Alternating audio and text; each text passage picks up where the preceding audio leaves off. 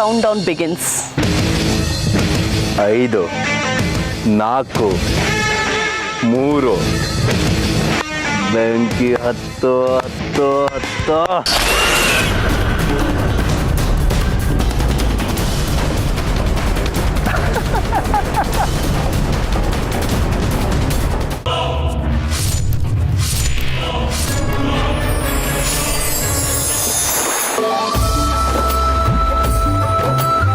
ಆ ವಿಚಾರದ ಬಗ್ಗೆ ಬಹಳ ತಿಳ್ಕೊಂಡಿರೋ ಒಬ್ಬ ಮಹಾಪುರುಷನ ಮನೆಗೆ ಬರಕ್ಕೆ ಹೇಳಿದ್ದೀನಿ.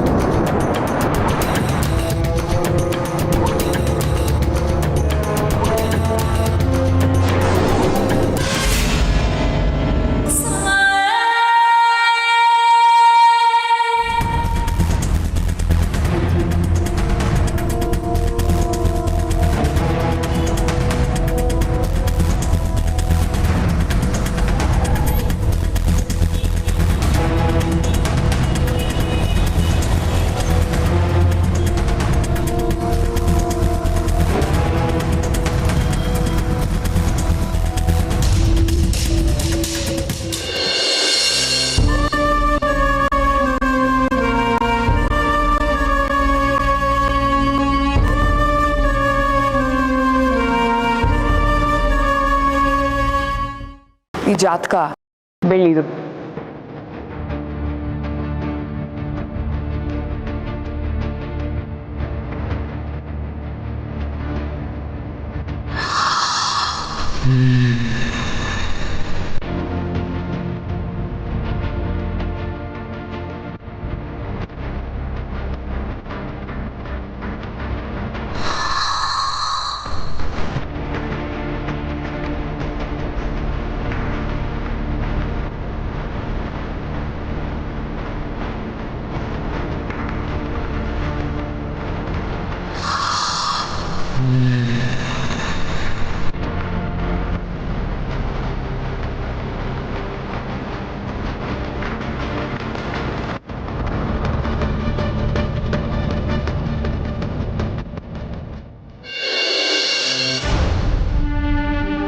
ದೇವ್ರೆ ಎಲ್ರಿಗೂ ಒಳ್ಳೇದು ಮಾಡು.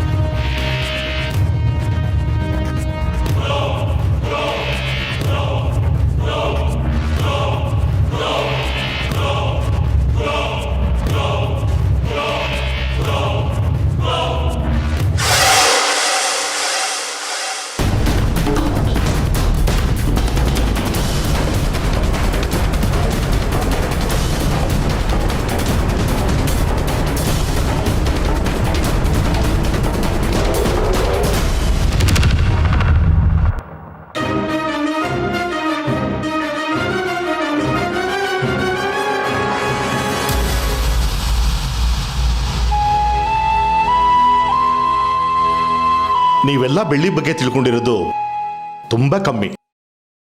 ಈಕೆ ದೈವಾಂಶ ಸಂಭೂತೆ.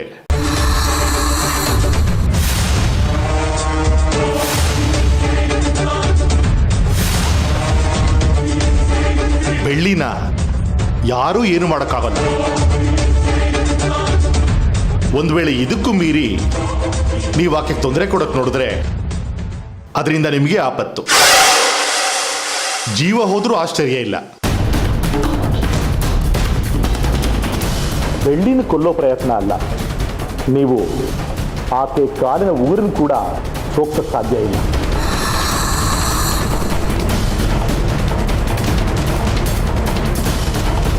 ನೀವು ಪ್ರತಿ ಸಲ ಆಕೆಗೆ ತೊಂದರೆ ಕೊಟ್ಟಾಗಲೂ ಅವಳು ಇನ್ನಷ್ಟು ಹೊಸ ಶಕ್ತಿ ಪಡೆದು ಬಲಿಷ್ಠಳಾಗಿ ತಿರುಗಿ ಬರ್ತಾರೆ.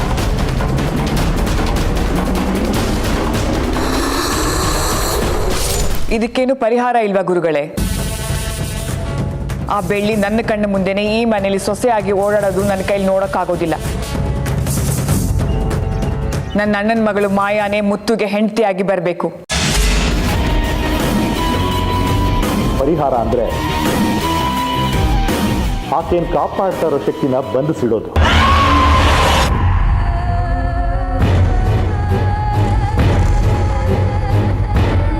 ಆದರೆ ಅದನ್ನ ಹೆಚ್ಚು ದಿನ ಬಂಧಿಸಿಡೋಕ್ಕಾಗೋಲ್ಲ.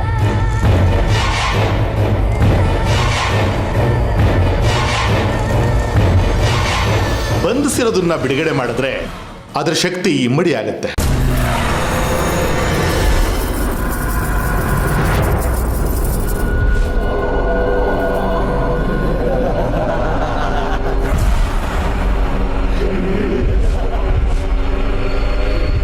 ಅದು ಕೊಡೋ ತೊಂದರೆನೆಲ್ಲ ನೀವು ತಡ್ಕೊಳ್ಳೋ ಶಕ್ತಿ ನಿಮಗಿದೆ ಅಂದರೆ 1 ವಾರ, ಅಂದರೆ ಮುಂದಿನ ಶುಕ್ರವಾರದವರೆಗೆ ಅದನ್ನು ಬಂಧಿಸಿಡೋ ಪ್ರಯತ್ನ ಮಾಡ್ತೀನಿ. ಅಷ್ಟು ಸಮಯ ಸಾಕು ಮುತ್ತು ಮಾವನ್ನ ನನ್ನ ಕಡೆ ಮಾಡ್ಕೊಳಕ್ಕೆ. ಮಾಡ್ಕೋತೀನಿ.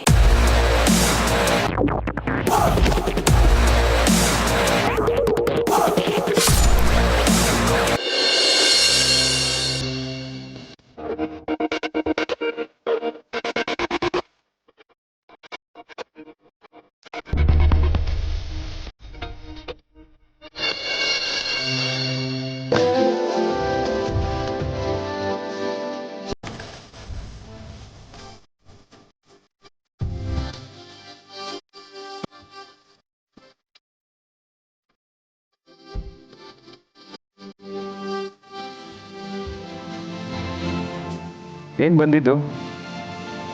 ಸುಮ್ಮನೆ. ಇರ್ಲಿ ಹೇಳು. ಹಾಗೆಲ್ಲ ಸುಮ್ಮನೆ ಬರೋಳಲ್ವಲ್ಲ ನೀನು. ನಾನು ನಿಮಗೇನಾಗಬೇಕು?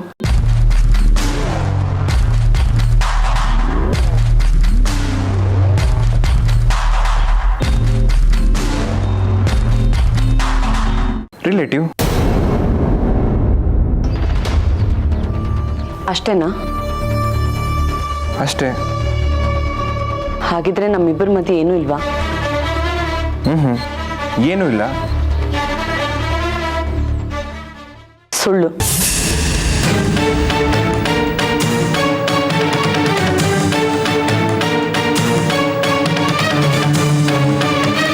ಸುಳ್ಳು ಹೇಳಿ ನಿಮಗೆ ನೀವು ಮೋಸ ಮಾಡ್ಕೋಬೇಡಿ ಮಾವ. ಇಲ್ಲಪ್ಪ, ನಾನು ಆಡ್ತಿರೋದು ಸತ್ಯ. ಹಾಗಾದ್ರೆ ನಾನು ಒಂದು ಸತ್ಯ ಹೇಳ್ತೀನಿ ಕೇಳಿ.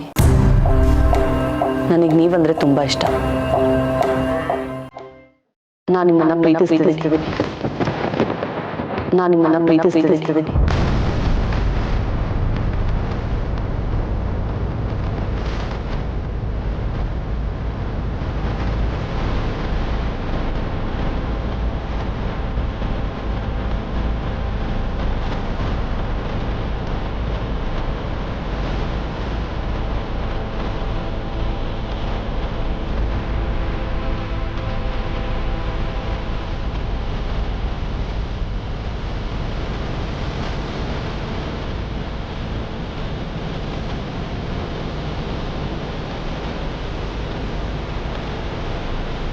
ಮಾಯಾ, ನಿನಗೆ ನಾನು 1000 ಸರ್ತಿ ಹೇಳಿದ್ದೀನಿ.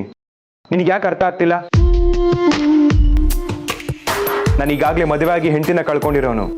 ನನಗೆ ರೈಸ್ ಮಿಲ್ಲು, ಈ ಮನೆ ಚಿತ್ರ ನೆನಪು ಬಿಟ್ರೆ ಬೇರೆ ಜೀವನನೇ ಗೊತ್ತಿಲ್ಲ.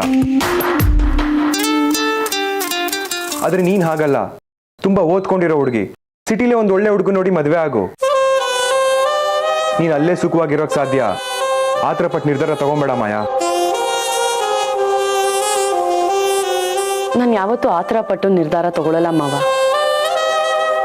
ನಾನು ಒಂದ್ಸಲ ಡಿಸೈಡ್ ಮಾಡಿದ್ಮೇಲೆ ನನ್ನ ಡಿಸಿಷನ್ ಸರಿಯಾಗೇ ಇರುತ್ತೆ. ನಾನು ಒಂದ್ಸಲ ತೀರ್ಮಾನಕ್ಕೆ ಬಂದಮೇಲೆ ಅದನ್ನು ಸಾಧಿಸ್ತೀನಿ. ಅಷ್ಟು ಈಸಿಯಾಗಿ ಬಿಡಲ್ಲ. ನಿಮ್ಮನ್ನು ಅಷ್ಟೆ. ಬೇಡದೇ ಇರೋ ವಿಷಯ ಮಾತಾಡಿ ನಿನ್ ಜೀವನನ ಹಾಳು ಮಾಡ್ಕೋಬೇಡ.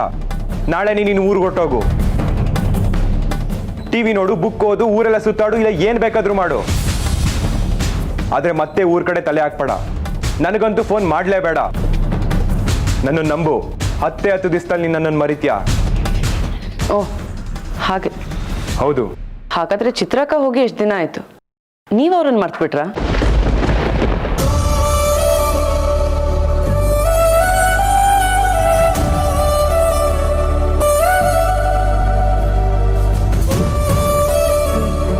ನಾನು ಹಾಗೆ.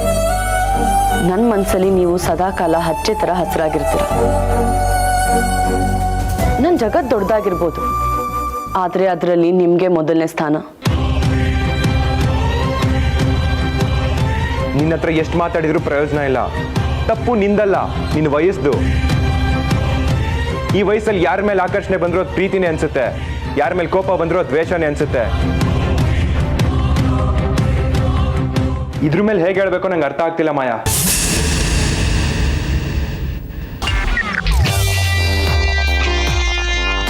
ಮಾವ, ಇದೇ ಕೊನೆ ಸಲ ಕೇಳ್ತಿದ್ದೀನಿ. ನಿಮಗೆ ನನ್ನ ಮೇಲೆ ಪ್ರೀತಿ ಇಲ್ವಾ?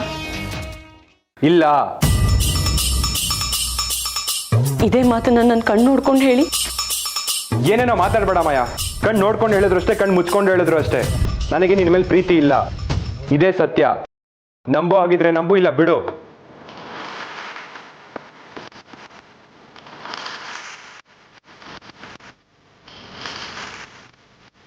ಸರಿ ಬಿಡಿ, ಫೋನ್ ತಗೊಳ್ಳಿ. ಯಾಕೆ? ಇದರಲ್ಲಿ ಅತ್ತೆ ನಿಮಗೋಸ್ಕರ ನೋಡಿರೋ ಹುಡುಗಿ ಫೋಟೋ ಇದೆ. ಚೆನ್ನಾಗಿದ್ದಾಳ ನೋಡಿ ಹೇಳಿ. ಅದನ್ನ ನಾನು ಚಿಕ್ಕಮ್ಮನ ಹತ್ರ ಮಾತಾಡ್ತೀನಿ. ಅದೆಲ್ಲ ನಿಂಗೆ ಯಾಕೆ? ಅದು ಹಾಗಲ್ಲ ಮಾವ. ಅತ್ತೆ ನನಗೆ ಹೇಳಿದ್ರು ಹುಡುಗಿ ಹೇಗಿದ್ದಾಳೆ ಅಂತ ನೋಡಿ ಹೇಳು ಅಂತ. ನನಗೇನು ಹುಡುಗಿ ತುಂಬ ಮುದ್ದಾಗಿದ್ದಾಳೆ ಅನ್ಸುತ್ತೆ. ಆದರೆ ನಿಮ್ಮನ್ನು ಕೇಳದೆ ಹೇಳೋದು ತಪ್ಪಾಗತ್ತೆ. ಅದಕ್ಕೆ ತೋರಿಸಿ ಹೋಗೋಣ ಅಂತ ಬಂದೆ. ತಗೊಳ್ಳಿ ನೋಡಿ. ಅದೆಲ್ಲ ಏನು ಬೇಡ, ನಾನು ಹೋಗ್ತೀನಿ. ನಿಂತ್ಕೊಳ್ಳಿ ಮಾವ. ಯಾಕೆ, ನಾಚಿಕೆನಾ? ಹಾಗಾದ್ರೆ ನಾನು ಫೋನ್ ತಗೊಂಡು ಹೋಗಿ ಪ್ರೈವೇಟಾಗಿ ಕೂತ್ಕೊಂಡು ನೋಡಿ, ಆಮೇಲೆ ಅತ್ತೆಗೆ ಹೇಳಿ, ಸರಿನಾ? ನಿನಗೆ ಬೇಡದೇ ಇರೋ ವಿಚಾರಕ್ಕೆ ತಲೆ ಹಾಕ್ಬೇಡ. ನನ್ನ ಮದುವೆ ವಿಚಾರ ನನಗೂ ನನ್ನ ಚಿಕ್ಕಮ್ಮಂಗೆ ಬಿಟ್ಟಿದ್ದು.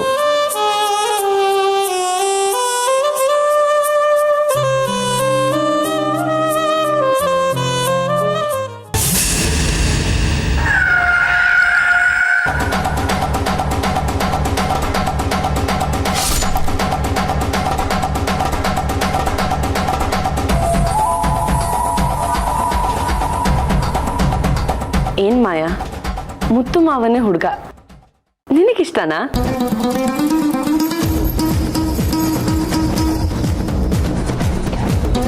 ಮುತ್ತು ಮಾವ ಅಂದ್ರೆ ಈ ಮಾಯಾಗೆ ಪ್ರಾಣ.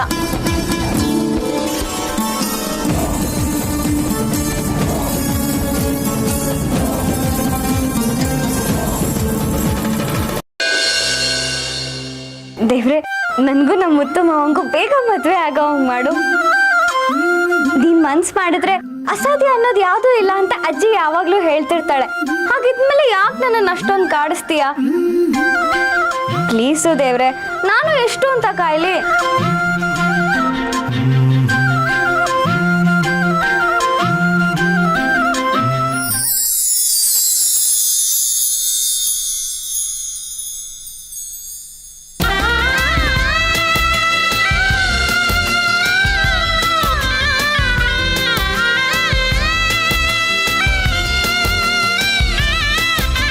ದೇವ್ರೆ, ಬೇಗ ನನ್ನ ಮೇಲೆ ಕರುಣೆ ತೋರಿಸು. ಮುತ್ತು ಮಾವ ಈಗಿಂದೀಗಲೇ ನನ್ನ ಮುಂದೆ ಬಂದು ನೀನೇ ನನ್ನ ಹೆಂಡತಿ ಅನ್ಬೇಕು, ನನ್ನ ಮದುವೆ ಆಗ್ಬೇಕು. ಹಂಗ್ ಮಾಡು.